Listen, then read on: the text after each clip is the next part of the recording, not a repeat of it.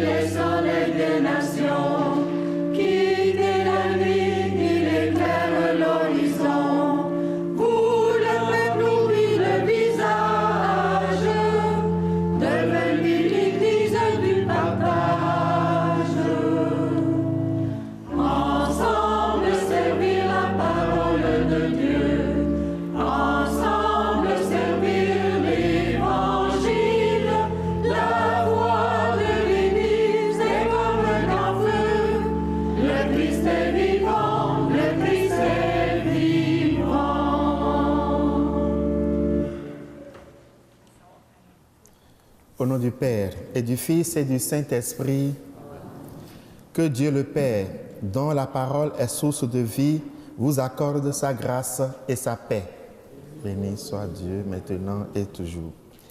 Rassemblés autour du Seigneur, qui élève nos pensées, abandonnons nos chemins sans issue et revenons à lui de tout notre cœur.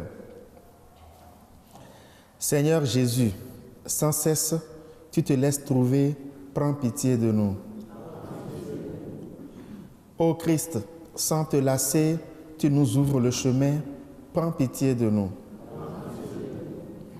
Seigneur, avec bonté et patience, tu nous appelles à la vie nouvelle. Prends pitié de nous. Que Dieu, riche en pardon et en amour, nous montre sa miséricorde et nous conduise à la vie éternelle. Amen.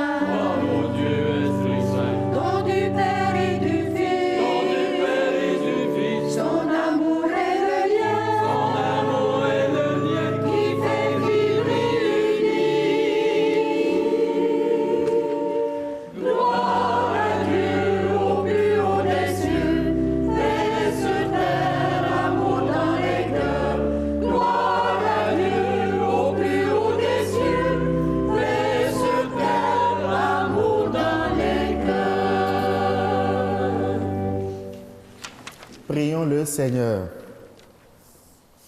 Dieu éternel et tout-puissant, dirige notre vie selon ton amour, afin qu'au nom de ton Fils bien-aimé, nous portions des fruits en abondance. Par ce même Jésus-Christ, ton Fils, qui règne avec toi et le Saint-Esprit, maintenant et pour les siècles des siècles.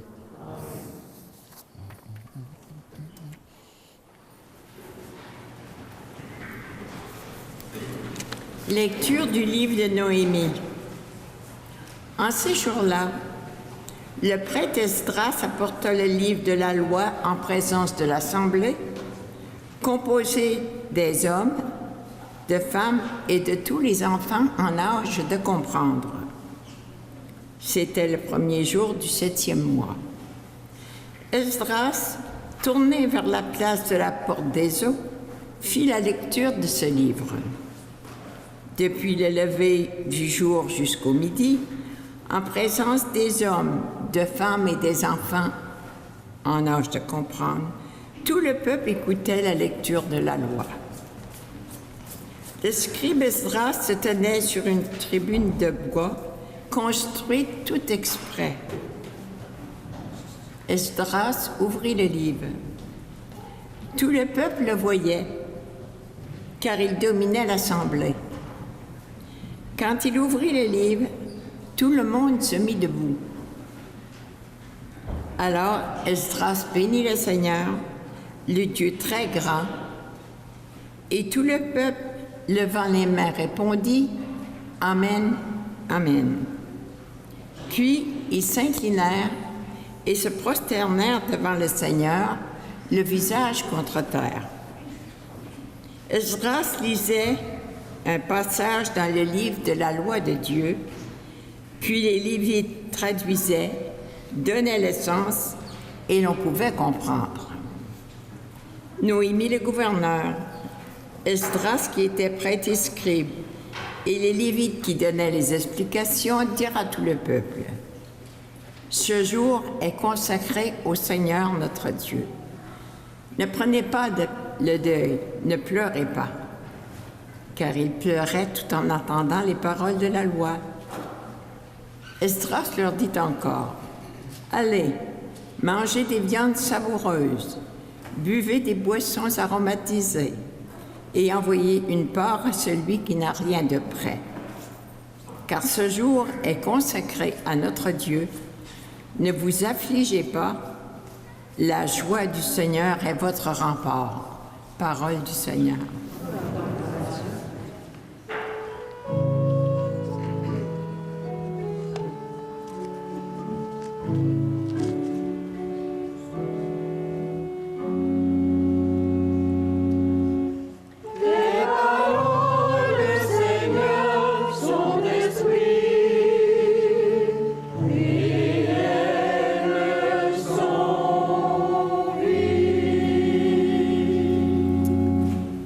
La loi du Seigneur est parfaite, qui redonne vie.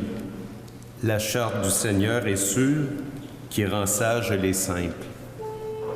Tes paroles, Seigneur, sont esprits, et elles sont vie. Les préceptes du Seigneur sont droits, ils réjouissent le cœur. Le commandement du Seigneur est limpide, il clarifie le regard. Tes paroles, Seigneur, sont esprits,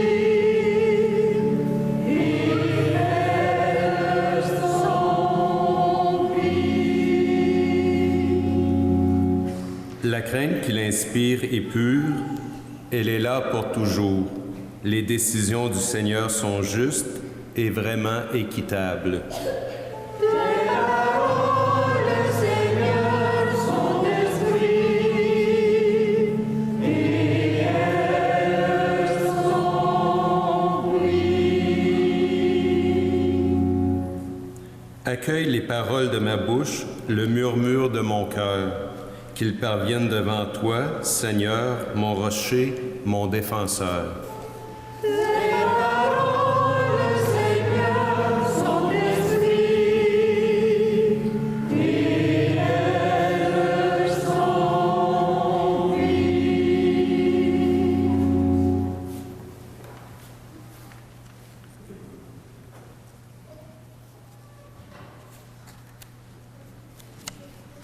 Lecture de la première lettre de Saint Paul apôtre aux Corinthiens.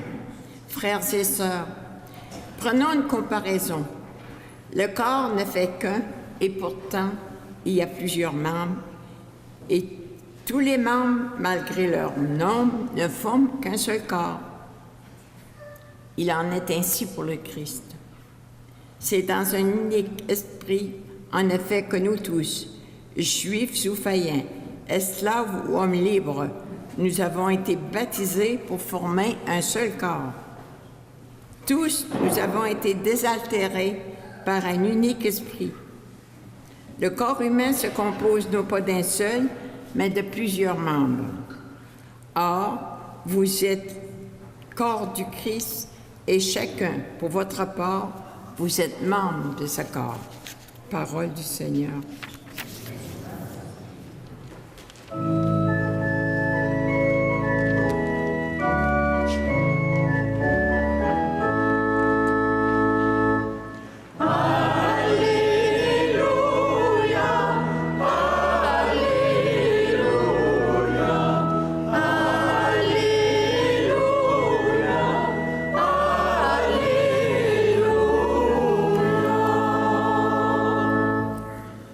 Le Seigneur m'a envoyé porter la bonne nouvelle aux pauvres, annoncer aux captifs leur libération.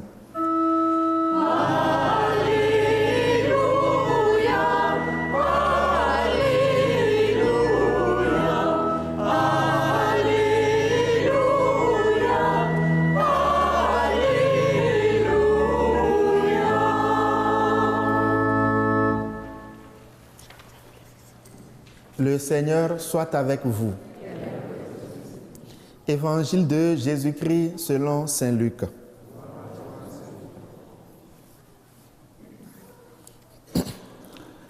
Beaucoup ont entrepris de composer un récit des événements qui se sont accomplis parmi nous, d'après ce que nous ont transmis ceux qui, dès le commencement, furent témoins oculaires et serviteurs de la parole. C'est pourquoi j'ai décidé, moi aussi, après avoir recueilli avec précision des informations concernant tout ce qui s'est passé depuis le début, d'écrire pour toi, excellent Théophile, un exposé suivi afin que tu te rendes bien compte de la solidité des enseignements que tu as reçus. En ce temps-là, lorsque Jésus, dans la puissance de l'Esprit, revint en Galilée, sa renommée se répandit dans toute la région. Il enseignait dans les synagogues et tout le monde faisait son éloge. Il vint à Nazareth, où il avait été élevé. Selon son habitude, il entra dans la synagogue le jour du sabbat et il se leva pour faire la lecture. On lui remit le livre du prophète Isaïe. Il ouvrit le livre et trouva le passage où il est écrit: « L'Esprit du Seigneur est sur moi, parce que le Seigneur m'a consacré par l'onction. Il m'a envoyé porter la bonne nouvelle aux pauvres, annoncer aux captifs leur libération et aux aveugles qu'ils retrouveront la vue, remettre en liberté les opprimés, annoncer une année favorable accordée par le Seigneur. » Jésus referma le livre, le rendit aux servants et s'assit. Tous, dans la synagogue, avaient les yeux fixés sur lui.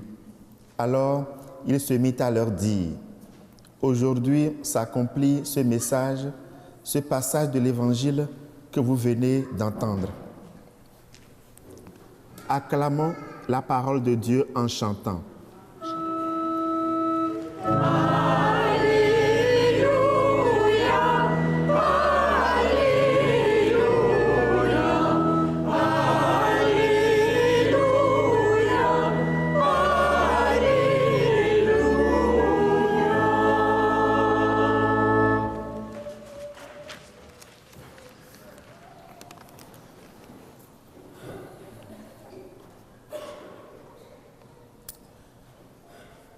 Ce dimanche, nous commençons la lecture de l'Évangile selon saint Luc. Et cela va se poursuivre tout le reste de l'année liturgique, donc jusqu'à fin novembre. Et dès le début, Luc dévoile déjà ses intentions et ses objectifs. Il dit ce qu'il veut faire et pourquoi il veut le faire. Il veut donc faire un récit des événements qui se sont passés autour de la personne de Jésus et qu'il a recueillis chez des témoins authentiques les gens qui ont vécu avec Jésus. Alors, il veut faire ce récit dans l'intention de convaincre toute personne qui va le lire ou l'entendre, en commençant par Théophile. Mais au-delà de Théophile, c'est à nous aussi que s'adresse l'évangile de Luc, puisque nous l'entendons, nous le lisons souvent. Alors, la question qu'on peut se poser, est-ce que Luc a réussi à nous convaincre, puisque son objectif c'est de convaincre? Est-ce qu'il a réussi à nous convaincre? Est-ce qu'il a pu susciter en nous la foi? Est-ce que son récit a ajouté quelque chose à notre foi? Je pourrais répondre oui. Puisque nous sommes là aujourd'hui, c'est parce que nous avons pu entendre quelque chose de l'évangile de Saint Luc. Mais peut-être qu'on n'a pas été convaincu entièrement, ou encore que parfois nous avons quelques moments de doute. Ce qui pourrait nous aider, c'est de comprendre que Saint Luc n'est pas un journaliste. Il n'est pas un historien.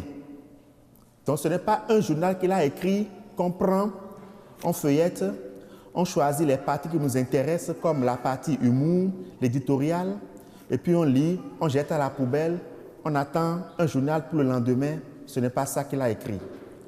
Il n'a pas non plus écrit un livre d'histoire, même si dans la Bible nous trouvons des références historiques. Saint Luc n'a pas écrit un livre d'histoire. Comme il a dit, il a fait un récit sur Jésus, qui est la parole de Dieu. Et il a pris les informations chez des témoins authentiques. Donc c'est des récits vrais sur la personne de Jésus-Christ. C'est pourquoi on peut dire que l'évangile, c'est la parole de Dieu. Ainsi donc, dès le début, il nous parle du début du ministère de Jésus. Et la présence de Jésus aux synagogues révèle un aspect important de ce ministère, c'est-à-dire proclamer la parole de Dieu et la commenter, comme il a fait dans la synagogue. À partir de là, nous comprenons un peu mieux le sens de notre liturgie dominicale. Dieu nous rassemble d'abord pour nous parler. Il nous rassemble parce qu'il veut communiquer avec nous. Il veut que nous l'entendions, que nous comprenions sa parole.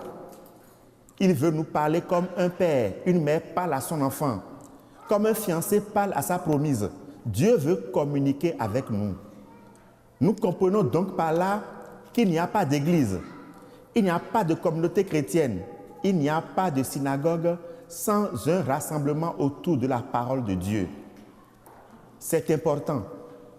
Ce n'est pas juste une tradition, c'est-à-dire une pratique prise par une première communauté chrétienne qui fait son parcours dans le temps. Non.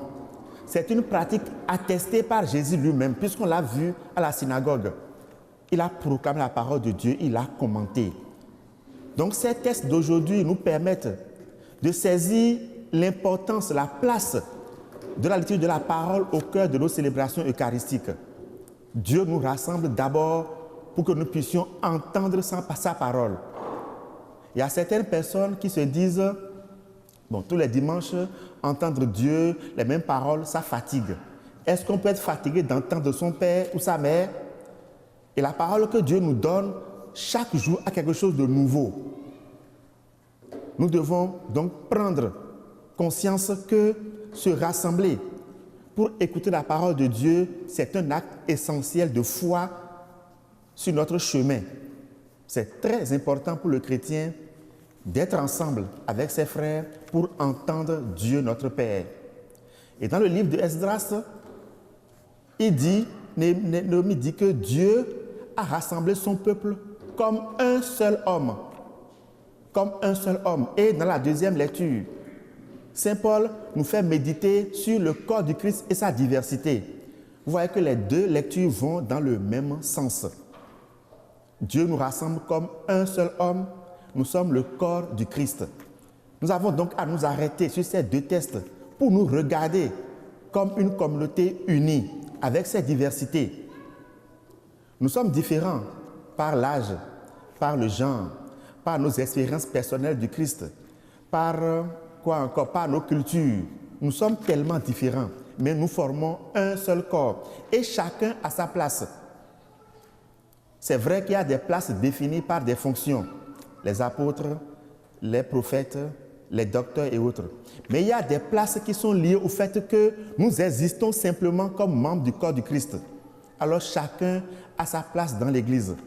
On doit prendre conscience que nous constituons un maillon essentiel dans la chaîne que nous formons. Normalement, lorsque nous nous absentons de l'Église, lorsqu'un dimanche, par exemple, on est en voyage, on doit se rappeler que la communauté s'ennuie de nous parce que notre place est là. Et vice-versa. Lorsqu'on n'est pas là, la communauté doit constater qu'on n'est pas là et regretter notre absence. Et on le fait, puisque la prière universelle nous permet de prier pour tous les absents, ceux qui sont là comme ceux qui ne seront pas là. Nous prenons acte de leur absence et nous prions pour eux. C'est ainsi que celui qui est absent de la communauté doit s'ennuyer et savoir qu'il y a un manque à gagner pour la communauté quand il n'est pas là. Même si nous avons l'impression que dans la vie du monde, nous ne servons pas à grandes choses, dans la vie du corps du Christ, nous sommes importants. Chacun de nous a sa place. Et ce n'est pas l'autre qui nous donne notre place. Notre place nous est acquise parce que nous sommes membres du corps du Christ baptisé. Chacun doit prendre conscience de cela et occuper sa place dans notre communauté car on a besoin de tous pour faire le corps du Christ. Toujours le livre de l'Esdras dit que lorsque le peuple entendait la parole de Dieu, tous se sont mis à pleurer. Ils ont pleuré pourquoi? Ils ont pleuré d'abord d'émotion et après de douleur. Pourquoi d'émotion? Ils étaient en déportation et ça fait longtemps qu'ils ont entendu la parole de Dieu. Ils ont même oublié la langue. Donc on était obligé de leur traduire ce qu'ils entendaient. Ça leur a fait de l'émotion d'avoir entendu Dieu depuis si longtemps. Mais ils ont pleuré de douleur. Pourquoi? Parce qu'ils se sont rendus compte, en entendant la parole de Dieu, qu'ils ont perdu assez de temps. Ils ont fait des choses qu'ils ne devaient pas faire parce qu'ils ne savaient pas. Ils n'ont pas fait des choses qu'ils devraient faire parce qu'ils ne savaient pas. Et ça a créé en eux de la douleur, ils ont pleuré. Frères et sœurs, est-ce qu'il nous arrive parfois que la parole de Dieu nous touche jusqu'au point où nous pleurons? Oui, cela arrive à certains. Et c'est la preuve que la parole de Dieu est une parole vivante, une parole qui agit. La parole de Dieu n'est pas une parole morte. Elle agit quotidiennement dans chacune de nos vies. Elle nous fait changer, elle nous fait pleurer, elle nous fait rire. Elle est vivante, la parole de Dieu. Je voudrais aujourd'hui vous dire, ou du moins nous dire à nous tous, ne doutons pas, parce que les pleurs dont on a parlé dans la première lecture sont accompagnés d'une exhortation. Esdras l'a dit, ne pleurez pas, ne prenez pas le deuil. Pourquoi? Parce que la parole de Dieu n'est pas une parole de menace. Ce n'est pas une parole de jugement, une parole de condamnation. C'est une parole d'espérance. Une parole qui est claire, qui ramène sur le bon chemin afin qu'on puisse retrouver de la joie. Et c'est ça que je souhaite à chacun d'entre nous. Ne pleurons pas, ne prenons pas le deuil. Parce que la promesse du Christ, c'est pour chacun d'entre nous.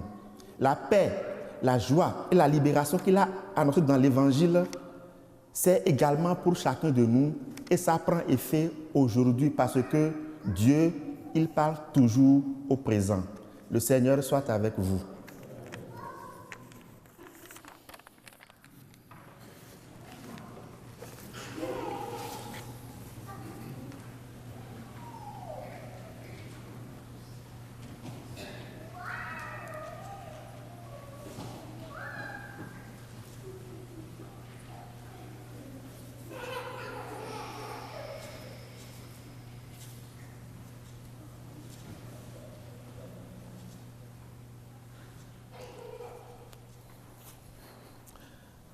Je crois en Dieu, Créateur du ciel et de la terre, et en Jésus-Christ, son Fils unique, notre Seigneur, qui a été conçu du Saint-Esprit, est né de la Vierge Marie, a souffert sous Ponce Pilate, a été crucifié, est mort, a été enseveli, est descendu aux enfers, le troisième jour est ressuscité des morts, est monté aux cieux, est assis à la droite de Dieu le Père Tout-Puissant, d'où il viendra juger les vivants et les morts. Je crois en l'Esprit Saint, à la Sainte Église catholique, à la communion des saints, à la rémission des péchés, à la résurrection de la chair, à la vie éternelle. Amen. Confions à Dieu les intentions de son Église et prions tous ensemble. Que ta parole, Seigneur, nous éclaire. Pour tous les pauvres de cœur, les exclus, les persécutés, prions. Que ta parole, Seigneur, nous éclaire. Pour les personnes affligées par une maladie, un échec ou un deuil, prions. Que ta parole, Seigneur, nous éclaire. Pour nos responsables civils et religieux, prions. Que ta parole, Seigneur, nous éclaire. Pour les jeunes sans emploi ou en manque de ressources spirituelles ou matérielles, prions. Que ta parole, Seigneur, nous éclaire. Pour tous les membres de notre communauté, prions. Que ta parole, Seigneur, nous éclaire. Dieu notre Père, tu veux que nous te rendions gloire d'un seul cœur et d'une même voix.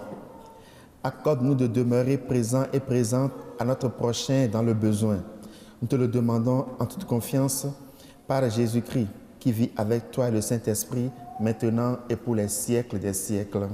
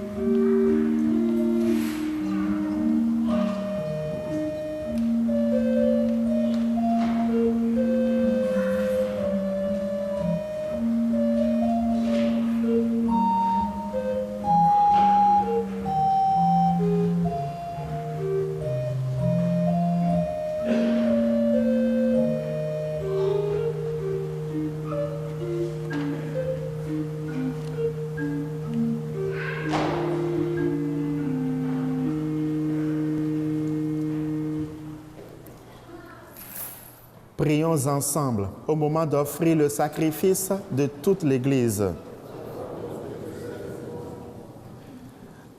Dans ta bonté, Seigneur, accepte notre offrande, qu'elle soit sanctifiée et serve ainsi à notre salut par Jésus le Christ, notre Seigneur. Je voudrais prendre la prière eucharistique 2 pour assembler avec enfants. C'est un dialogue entre vous et moi, c'est à la page 14. Le Seigneur soit avec vous. Élevons notre cœur. Rendons grâce au Seigneur notre Dieu. Oui, Père très bon, c'est une fête pour nous. Notre cœur est plein de reconnaissance. Avec Jésus, nous te chantons notre joie. Tu nous aimes tellement que tu inventes pour nous ce monde immense et beau. Tu nous aimes tellement que tu nous donnes ton Fils Jésus pour nous conduire à toi. Tu nous aimes tellement que tu nous rassembles en lui comme les enfants d'une même famille. Pour tant d'amour, nous voulons te rendre grâce et chanter notre merci avec les anges et les saints qui t'adorent dans les cieux.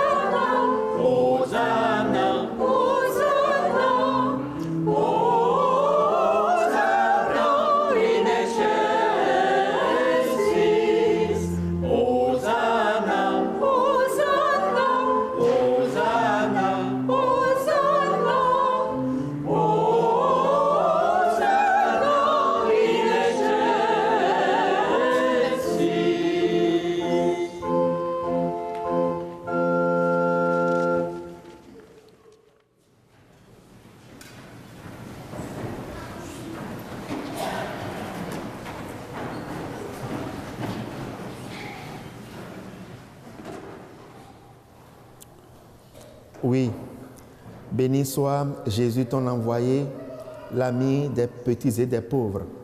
Il est venu nous montrer comment nous pouvons t'aimer et nous aimer les uns les autres.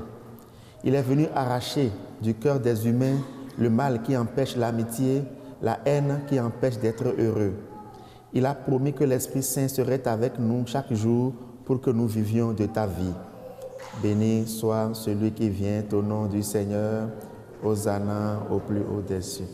Dieu notre Père, nous te prions d'envoyer ton esprit pour que ce pain et ce vin deviennent le corps et le sang de Jésus notre Seigneur. La veille de sa passion, il nous a prouvé ton amour. Il était à table avec ses disciples. Il prit un morceau de pain, dit une prière pour te bénir et te rendre grâce. Il partagea le pain et le donna aux disciples en leur disant : « Prenez et mangez-en tous, ceci est mon corps livré pour vous. »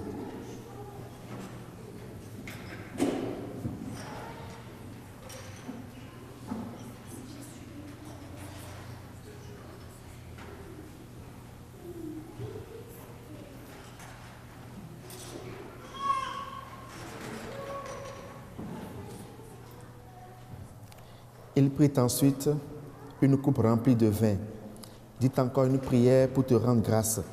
Il fit passer la coupe à chacun en leur disant : « Prenez et buvez-en tous, car ceci est la coupe de mon sang, le sang de l'alliance nouvelle et éternelle, qui sera versé pour vous et pour la multitude en rémission des péchés. » Il leur dit aussi : « Vous ferez cela en mémoire de moi. »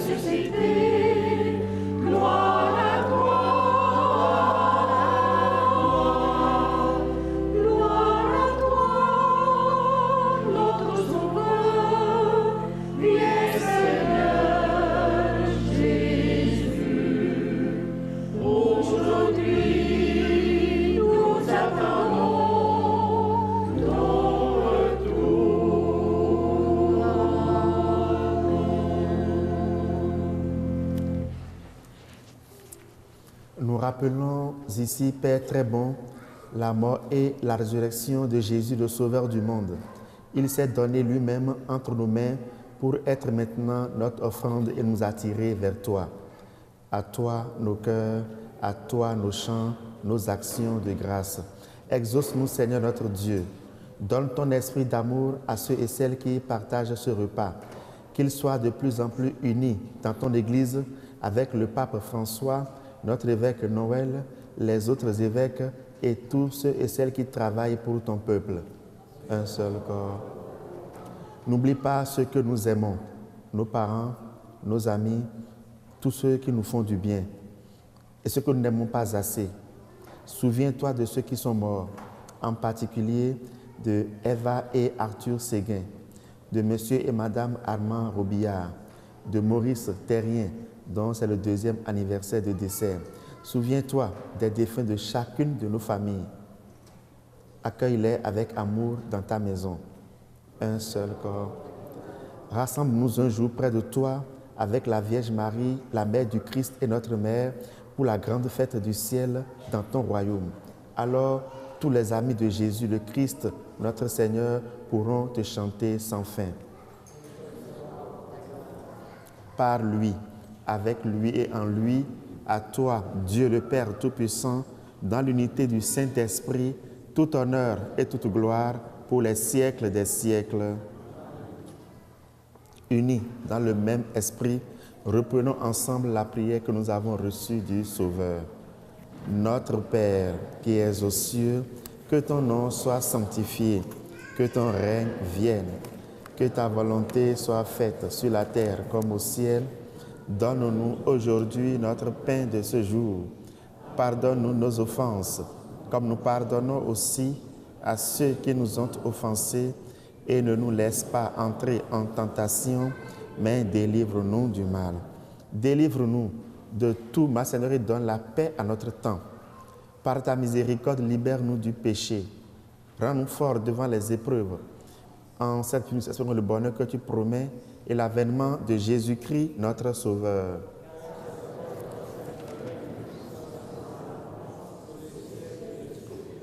Seigneur Jésus-Christ, tu as dit à tes apôtres, je vous laisse la paix, je vous donne ma paix. Ne regarde pas nos péchés, mais la foi de ton Église.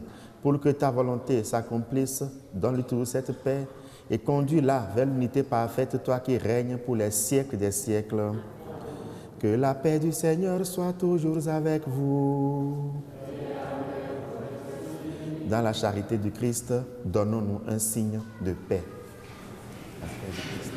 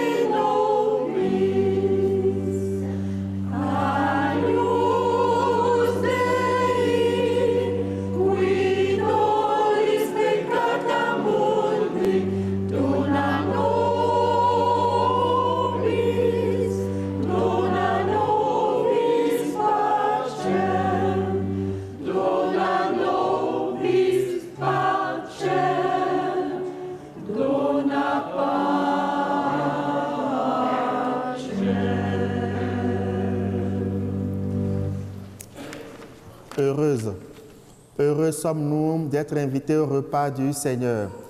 Voici l'agneau de Dieu, celui qui enlève le péché du monde.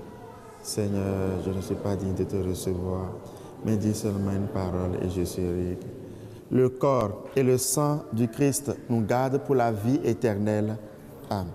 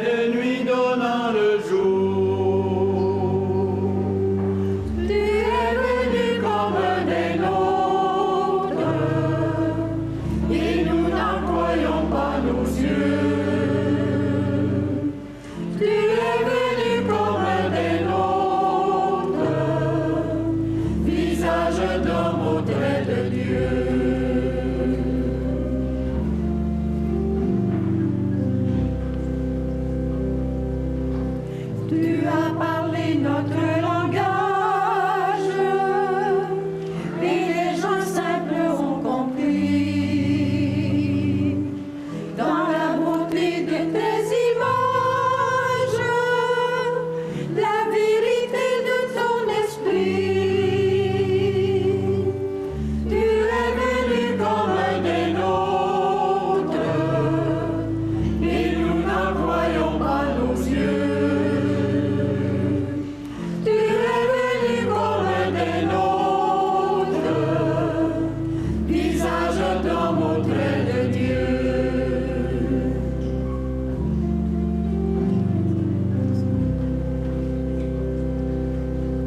Tu as pris place à notre table, au même titre qu'un ami.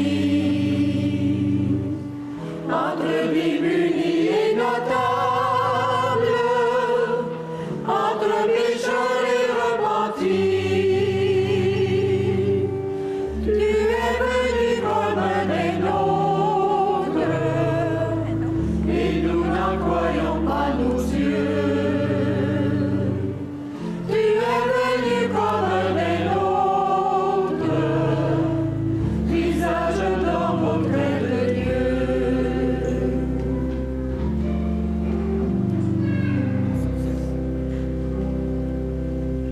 Et tu as marché sur nos routes, au même pas qu'un voyageur. Chemin d'hiver et nuit de doute, chemin de sable et de sueur. Tu es venu comme un des nôtres, et nous n'en croyons pas nos yeux. Tu es venu comme un des nôtres, visage d'homme auprès de Dieu.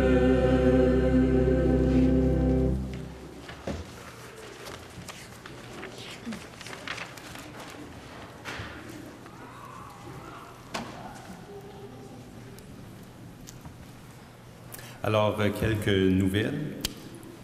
D'abord, nous recommandons à vos prières Madame Suzanne Normando, 82 ans, épouse de Monsieur Léo Poirier. Les funérailles auront lieu à l'église Saint-Michel, samedi le 8 juin à 11h. Madame Claire Lalonde, 94 ans, veuve de Monsieur Charles-Henri Boyer. Les funérailles auront lieu à l'église Saint-Michel, samedi le 2 février à 11h, et il y aura un temps d'accueil à compter de 10h. Monsieur Roger Pilon, 88 ans, qui était le frère de Madame Huguette Pilon de cette paroisse. Les reçus pour fin d'impôt sont maintenant disponibles. Vous pouvez les demander après la célébration à l'arrière de l'église. Quant au bilan financier de la paroisse pour l'année 2018, il est également disponible. Il est publié sur le site Internet de la paroisse, en bas de la page d'accueil. Mais pour ceux qui voudraient une copie papier, vous pouvez vous la procurer au presbytère.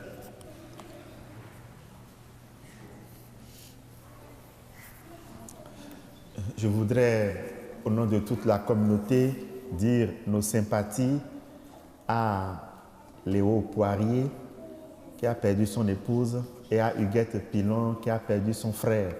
Ce sont deux bénévoles très présents au cœur de notre communauté, alors nous les soutenons par nos prières. Prions encore le Seigneur.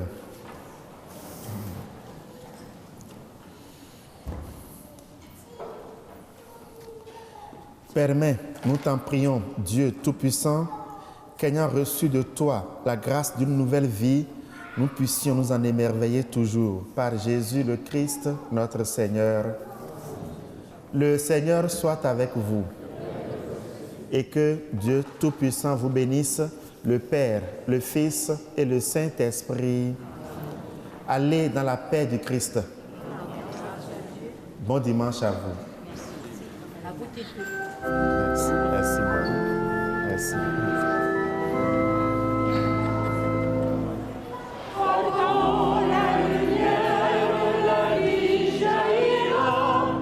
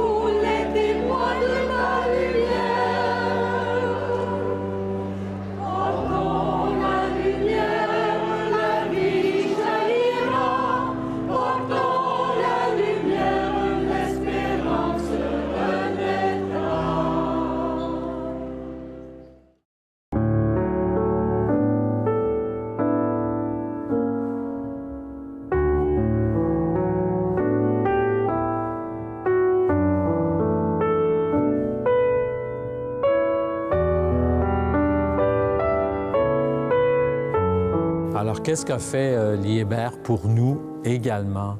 Il a fait la chaire, qui est une autre pièce maîtresse qu'on peut admirer par ici. Alors, c'est une autre pièce maîtresse très importante dans une église, la chaire. Le curé l'utilisait pour ce qu'on appelait à l'époque les sermons. Aujourd'hui, c'est devenu des homélies. Mais lui, c'était vraiment des sermons. Et c'est composé de deux parties. Vous avez la cuve, où se tenait le curé debout, et vous avez l'abat-voix, parce qu'inutile de vous dire qu'à l'époque, les micros n'existaient pas. L'abat-voix est vraiment efficace, en ce sens qu'il retourne le son vers le sol, et tout le monde pouvait l'entendre. C'est sûr que le curé, à cette époque-là, ne se gênait pas seulement pour faire parler de la parole de Dieu, mais pour sermonner, c'est le cas de dire aussi, tous ses fidèles. Il mettait carrément son opinion en essayant d'influencer tout le monde. Le communisme athée emploie tous les moyens pour extirper des âmes la connaissance et l'amour de Dieu. Il joue un rôle prédominant sur le plan international et il essaie de s'infiltrer dans tous les milieux sociaux. Les hommes d'État doivent être bien prudents pour ne pas devenir les complices d'une idéologie qui a rejeté tous les fondements de la morale et du droit. L'œuvre a exactement de même facture. On y retrouve les mêmes sculptures, les mêmes bandes décoratives.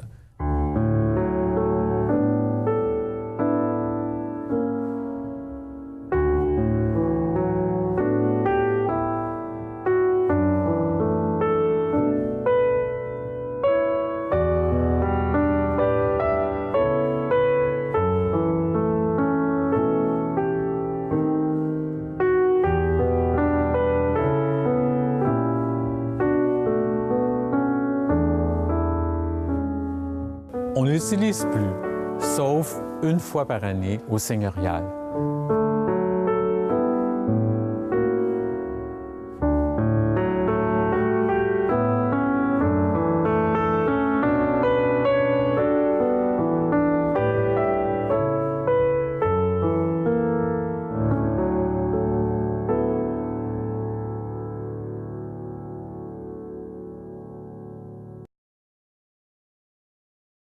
Les bancs datent d'environ 1844.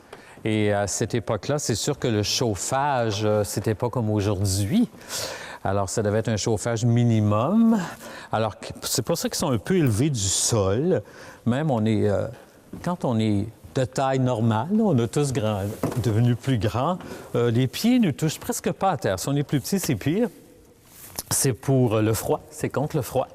Alors moi, c'est déjà une petite distance, là. Alors à l'époque, il était plus petit, ce qui fait que ça ne devait pas toucher beaucoup. On a aussi les cloisons qui protègent contre les courants d'air. Et il y avait à l'époque des portes. Ils ont été enlevées vers 1940, dans les années 1940. Ça faisait probablement trop de bruit. Tout le monde faisait son petit clic-clac. Alors, qu'est-ce qu'on faisait pour se garder au plus chaud à l'époque? On avait des briques chaudes ou des bouillottes. On avait des appareils spéciaux à l'époque qu'on mettait au sol.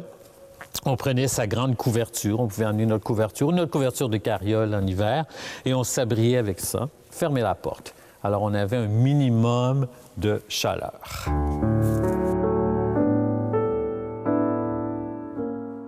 Alors, le premier banc que je vais vous montrer, c'est le banc seigneurial. C'est un des plus importants. Alors, le seigneur et sa famille y assistaient à la messe et aux occasions spéciales. C'est le seul qui a gardé sa porte, et sur la porte, on peut voir le blason familial de Lobinière. Les bancs ont tous été restaurés dans les années, je pense que c'est 2012 environ. Et on leur a donné la couleur que M. Meloche leur a donnée. Avant, ils étaient peinturés comme brun foncé. Alors, c'est des spécialistes qui ont refait les faux finis pour retrouver la couleur.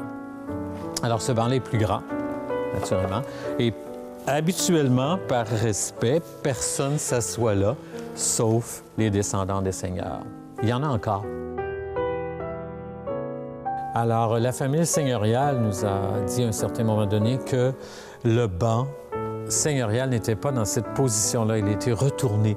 Il était dans la partie qui longeait l'allée. Alors, c'est-à-dire qu'ils étaient tournés vers la chaire. orienté vers la chair.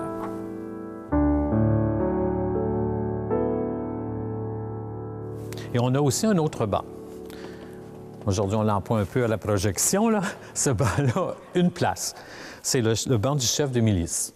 Le chef de milice, à l'époque, c'était quand même un personnage assez important.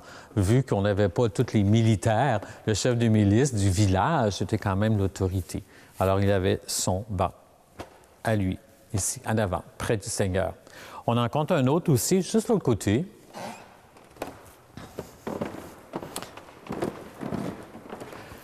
Qui est un peu plus grand également que la moyenne, c'est le banc d'œuvre. Le banc d'œuvre, c'est celui où s'assoyaient les mariés, qui, avec le curé, qui s'occupaient de la gestion de la paroisse. Mais c'est sûr que les mariés de l'époque n'avaient pas tout le pouvoir qu'ils ont aujourd'hui. C'était beaucoup plus le curé qui décidait qu'est-ce qui se passait.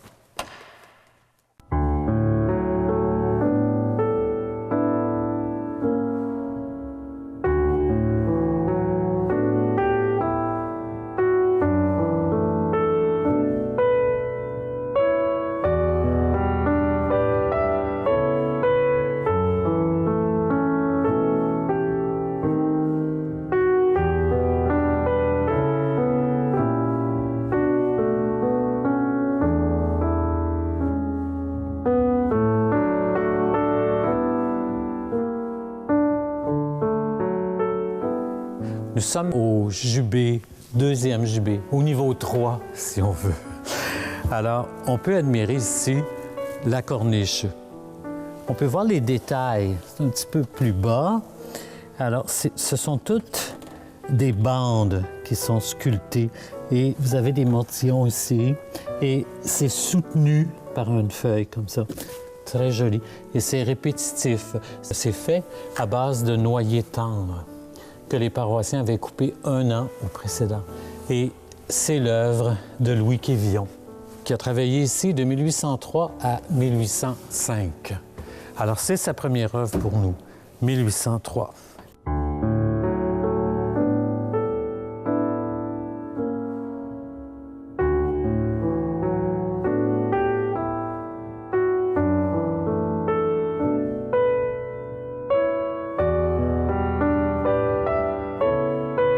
Elle fait absolument tout le tour de l'église, sauf la partie arrière qui se trouve être la devanture de l'église. Elle fait tout le chœur, toute la nef, même les transepts. Alors c'est un travail assez volumineux pour l'époque où on n'avait pas les outils que nous possédons aujourd'hui.